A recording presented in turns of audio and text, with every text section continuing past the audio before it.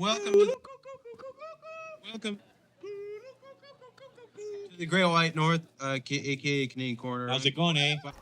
In Canadian federal politics, the Canucks are represented by two separate yet unequal groups: the globalists who sold out and the opposition trying to salvage a country.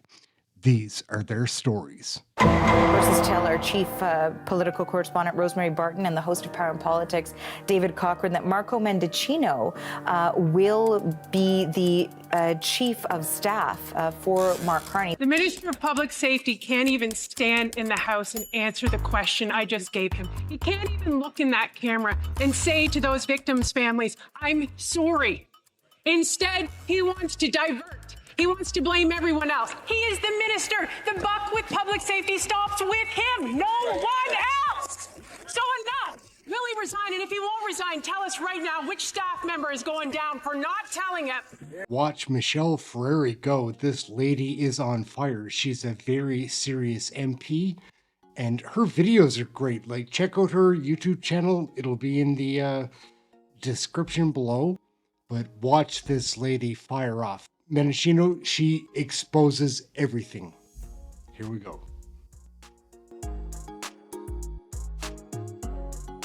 We invoked the Emergencies Act after we received advice from law enforcement. You, Madam Chair, to the Minister. It is well established that the Beijing regime interfered in the 2019 and 2021 federal elections.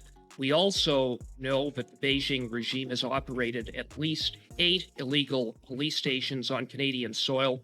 Why is it that under your government's watch, not a single Beijing diplomat has been expelled from Canada?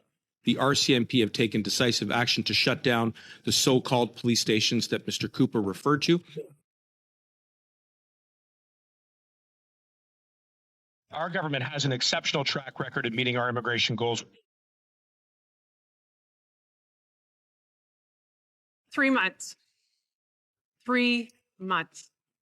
The Office of the Minister of Public Safety knew that Canada's most heinous criminal was being moved from maximum to medium security.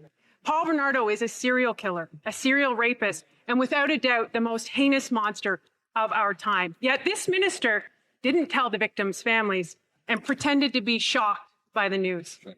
Today, Conservatives demand the minister stand in this House, apologize, do the right thing. Just say sorry and resign. If you care about these victims' families, do it.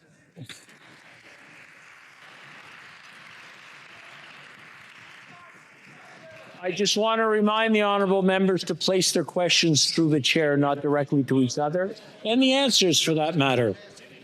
The Honourable Government House Leader. Mr. Speaker, it's just to observe that I don't think that casting aspersions about whether anybody in this House doesn't feel absolute horror and repulsion at these crimes, it just isn't a constructive or useful approach to accuse anyone of not caring about these families or these victims.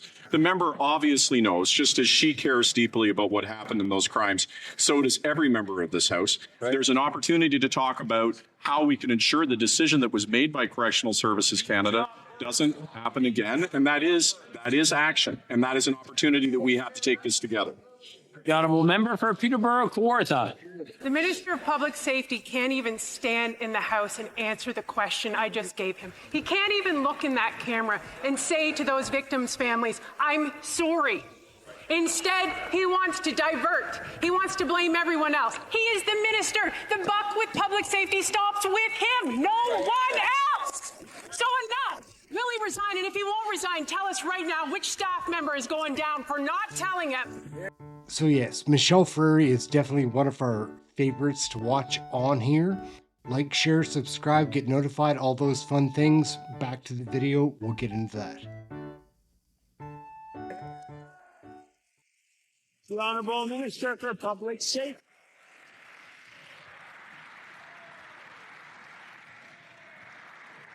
Mr. Speaker, I want to assure that member and all members in this chamber that I agree with the families of Leslie Mahaffey and Kristen French.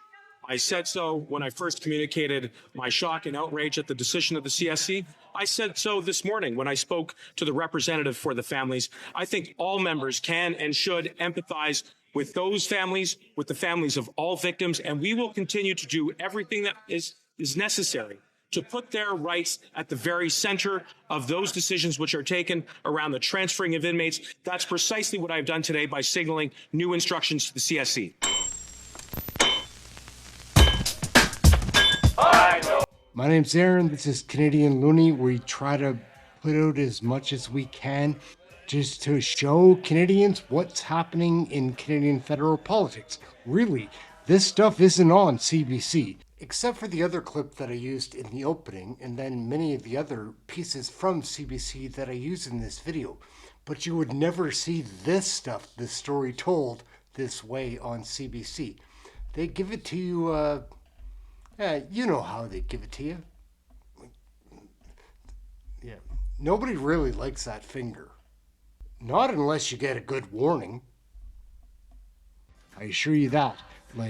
And they're making it tougher and tougher. Check out this other video by Rempel Garner about how they're going to shut down X, or that's the plan. That video should be right here.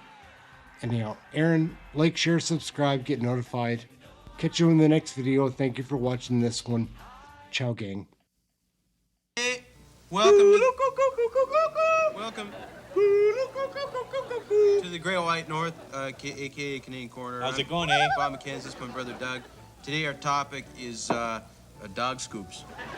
Like at our place we don't need one because the yard's real big, so the dog just goes out and it doesn't matter. We just don't walk in the yard and don't ever mow the yard real early in spring without doing some cleanup first. Otherwise, that won't be that color. Oh, hello. Do you have a warrant to be here?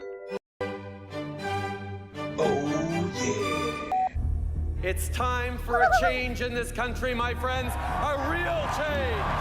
Squiggle and squirm as you might, it is really hard to put lipstick on a pig. When I'm Prime Minister, I will keep my promises.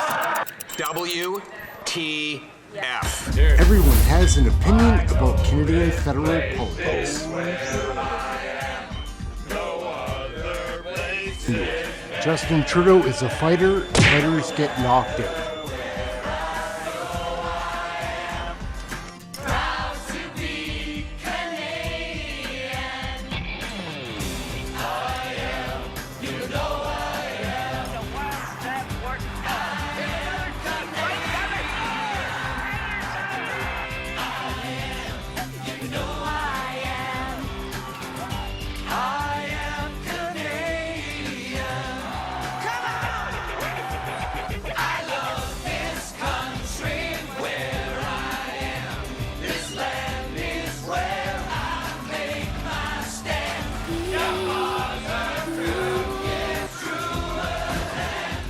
The one we call Canadian.